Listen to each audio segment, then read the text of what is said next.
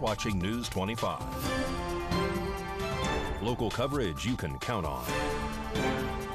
News 25 is brought to you by J.K. Nelson Law, voted best of Pahrump for 4 years. Give them a call, 775-727-9900.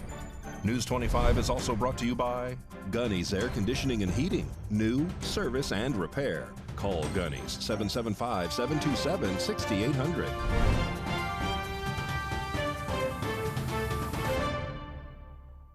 Hello and welcome to this edition of News 25. I'm Unette Gentry and we are on Roku and streaming at KPVM.TV. It is Tuesday, March 12th. In our top story, a Las Vegas man is arrested for stealing more than $100,000 worth of copper from a local casino. For more on this story, we go to Anthony Roberts.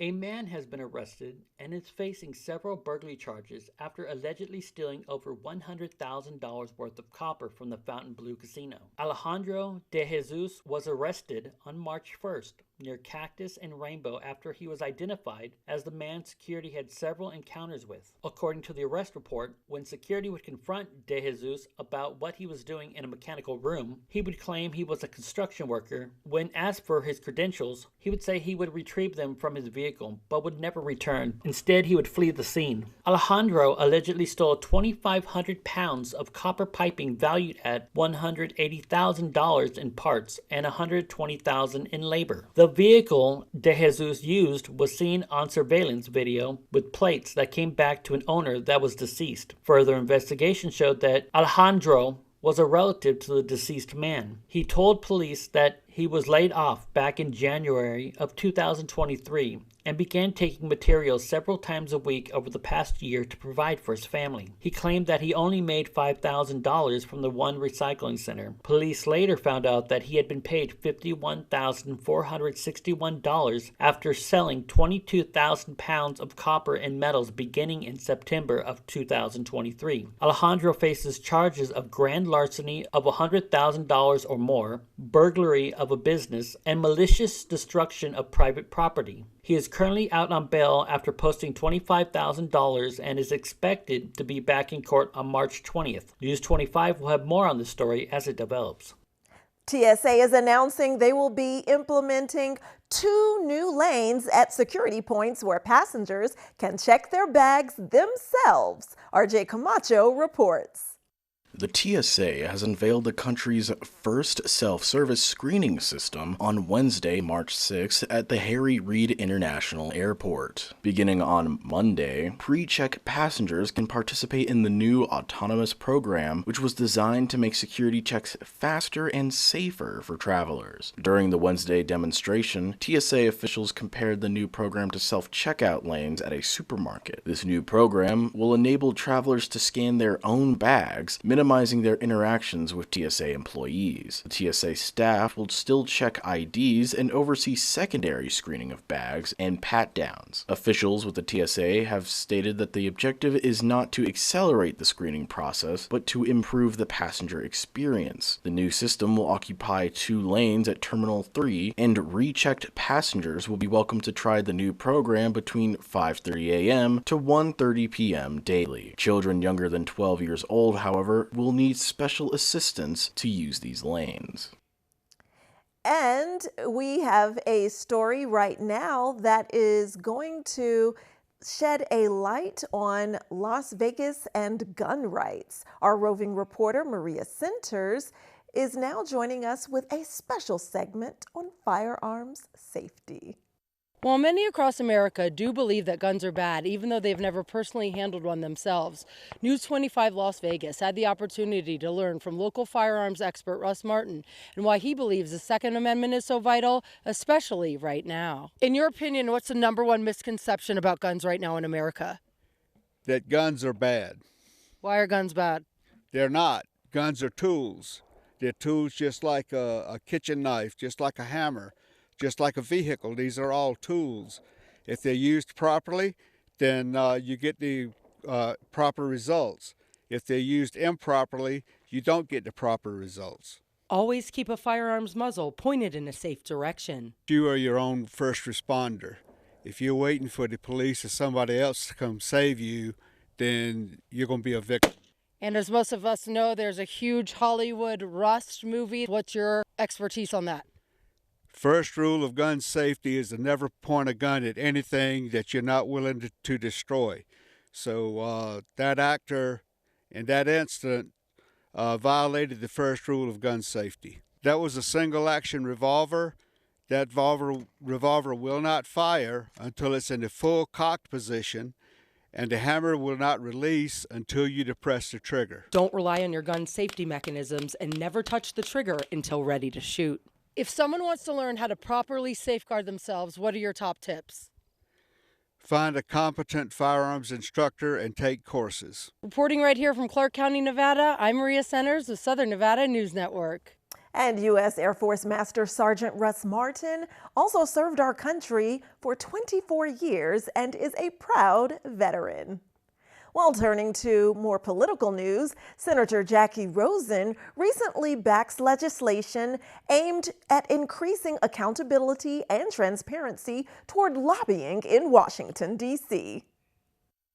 On March 11th, it was announced by Senator Jackie Rosen that as a part of her efforts to clean up Washington and increase transparency and accountability, she is now backing a legislation that would reduce lobbyist influence in Washington. This legislation is called the Close the Revolving Door Act and would ban former members of Congress from lobbying, increase the restrictions on former congressional staff from becoming lobbyists from 1 to 6 years after they leave a congressional office, and include a 6-year ban that prevents lobbyists from working for members of Congress and committees that they may have lobbied. Last but not least, it is stated to increase transparency by more than doubling penalties for those who violate lobbying disclosure laws, and now requires that lobbying firms file with Congress and show a list of their paid consultants. They would then create a public website that houses searchable lobbying disclosure. Jackie Rosen spoke on the matter, stating that Nevadans are sick and tired of the dysfunction in Washington, and they deserve to know that their representatives in Congress are focused on public service. She says that what she calls a common sense legislation would bring a much-needed reform to Washington and to help restore people's faith that Congress is working for them. Well, the circus is in town. Hear from the ringmaster himself. All that and more when News 25 returns.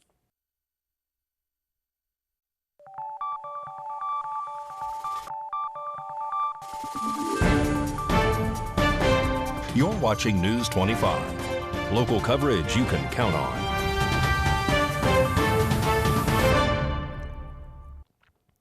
And News 25 is speaking with another candidate for U.S. Senate at the Leakin Day dinner that took place at the Pahrump Nugget. Let's go now to Chris Palermo for this story. So now I know that you are out, boots on the ground, all over the state. Tell us why that's important. I am the grassroots candidate, and I'm all over the place because I think that it's really important that we speak with voters. I want to hear what the voters are concerned about. I want to know what they're thinking and what the problems are that they see in our state. Because we as public servants, we're supposed to represent them, and it's about them, not about the politician. And we see too many times in DC, these self-serving career politicians that aren't serving us, and they're out of touch with the everyday American. I asked the other candidates, so Jackie Rosen has been in office since 2019. What has she done? What hasn't she done? And what do you hope to do in that seat? I don't know what she's done other than not follow the Constitution. When it comes to the border, we have had an invasion into our country for 3 years. She and Cortez Masto have done nothing about that. They have not cared. She just went to the border recently because it's election season. It's election time. So she has failed miserably, and she's not representing the people properly. When I get to the Senate, I will be representing we the people. I will be securing our nation, our border, taking care of our children, veterans, seniors, and having some accountability and bringing some integrity to Washington. Stephanie, this seems like so much common sense. So the other candidates, we talked about the difference between Nye County, the other counties, Washoe and Clark County. Clark County, obviously Democrat heavy. How do we get the message out from your team that they should vote for you down there in the voter heavy Clark County? You know, I'm all over the place. I talk to independents, nonpartisans, and Democrats, and I think what we're missing in this country is that conversation. People are so afraid to come together and talk when they're from different parties because it's so controversial, but we need to talk. We need to face what's happening in our country. If we're going to save our country in 24, all of us need to unite together, and that means everybody, because we're there for the people, no matter the party. We're talking with Stephanie Phillips. She's hoping to unseat Jackie Rosen. How can folks learn more about you, reach you, call you, smoke signal? How can they do it? Please visit my website. It's phillipsfornevada.com. That's the number 4, phillipsfornevada.com. All my social media is Phillips for Nevada as well. I'm on Facebook, Instagram, Twitter, Truth Social, and Getter. That is so awesome. Thanks for coming on News 25. Thanks for having me. The Las Vegas Metropolitan Police Department Foundation is releasing a new book detailing the hard work that their officers do to keep Las Vegas safe. A brand new book named America's Finest, Policing Las Vegas, will now show the realities of policing one of the U.S.'s most iconic cities through a collection of compelling and modern-day photographs. Starting now until National Police Week in mid-May, the LVMPD Foundation will be offering a hardcover book at a price of $99.99, and the proceeds will benefit police initiatives and programs. This book, which is published by the LVMPD Foundation, shows photographs that have been taken over a period of 2 years, and photographers were granted unprecedented access to the police department. The book is also stated to document unsung heroes that are hard at work behind the scenes, which includes those who analyze evidence, dispatch, manning cutting-edge technology, and ensuring that every operation runs smoothly. If you are interested in purchasing this book, you can do so at the lvmpdfoundation.org/product/America's-finest and use the code POLICE99. Well, the Barnum and Bailey Circus has nothing on what's happening right here in Pahrump. We'll tell you more about it and where to go in just a few minutes when News 25 returns.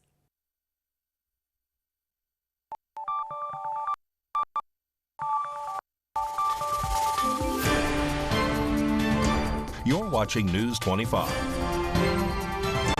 Local coverage you can count on. News 25 is brought to you by Mountain West Lawyers, Injury Attorneys, 727-9500.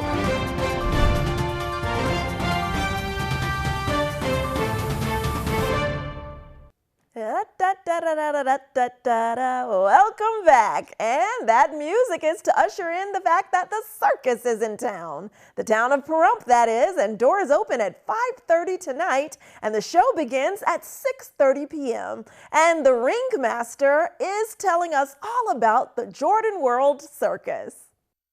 Welcome to the Jordan World Circus here in sunny Pahrump, Nevada. We got one big show here tonight at 6:30. Doors open at 5:30, so come early for the pre-show activities. We're going to have camel rides, pony rides, face painting, the candy cane bounce house, and of course all of our circus concessions and novelty stands will be open 1 hour prior to showtime and also throughout the show. But anyway, come on down pre-show and enjoy the activities, and then starting at 6:30. We got a good show for you. We got everything from elephants, buffaloes, we got camels, Bactrian camels. We got Bobo from West Africa and the giant wheel of destiny. We have the Burrells, which do a magic quick change act from Las Vegas, Nevada, not far from here. Lots of pretty showgirls and just a great show. Come on down and see us. Lots of aerialists and everything. So doors open at 5:30 for the 6:30 show. And you can come right on down and purchase your tickets right here at the front gate, which is going to be located down by the end of the grandstand. And if you're still with us, a new law in Nevada makes way for sustainable burials by legalizing human composting. News 25 is speaking with Haley Morris from Earth Funeral, who's explaining the benefits. Nevada is now, I believe, the 7th state to pass a law that will allow for natural organic reduction. And what that means is that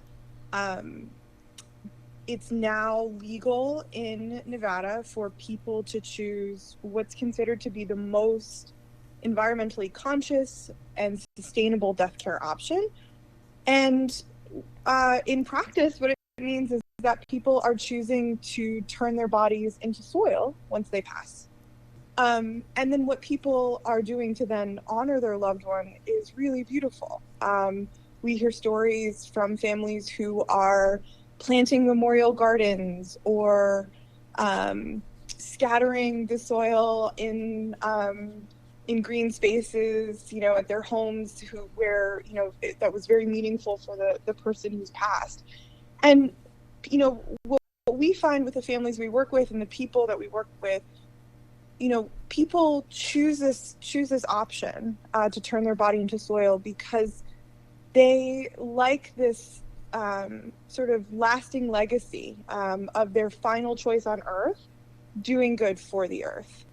Families also have an option to donate soil back to Earth Funeral, and we use that soil on conservation land in the Olympic Peninsula in Washington State, and we work with a local ecologist who uses the soil to do reforestation projects, regeneration projects, and it provides a lot of solace and care to people to know that this soil is part of a natural cycle and is actually doing something really beautiful on the earth to be restored to nature and to promote conservation efforts. Our website has a ton of information on how the process works, how you can pre-plan, or if you have an immediate need, how to work with one of our funeral directors immediately, and that's earthfuneral.com.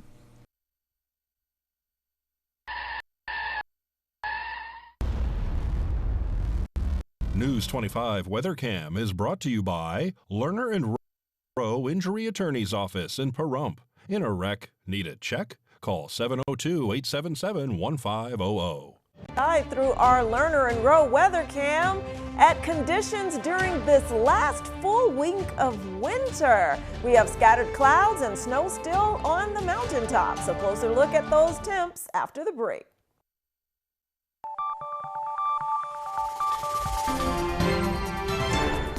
News 25 weather is brought to you by Dairy Council of Nevada. Undeniably delicious, undeniably dairy. Enjoy what's real.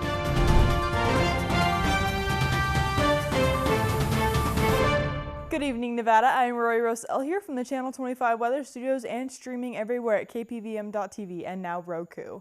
Taking a look at Nevada right now, up in northern Nevada, Fernley is at 55 degrees, Fallon is at 57, Carson City at 52, Tonopah at 56.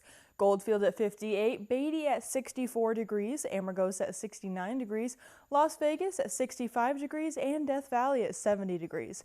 But here in the Paradise of Pahrump, it is currently 64 degrees. The high today just a little while ago was 66 degrees.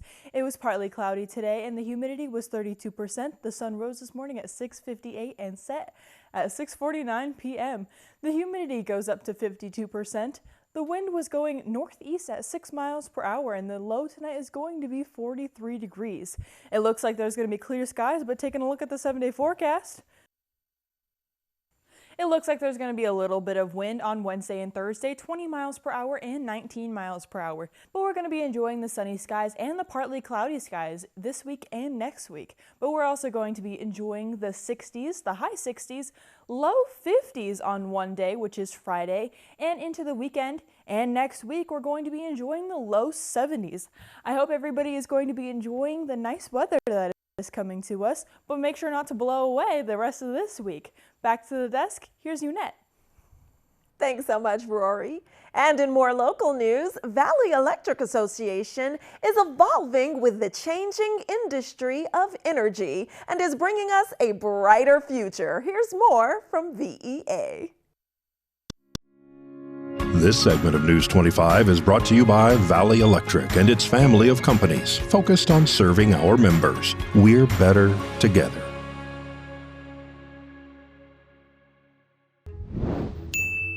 The energy industry is evolving, And so is your electric cooperative.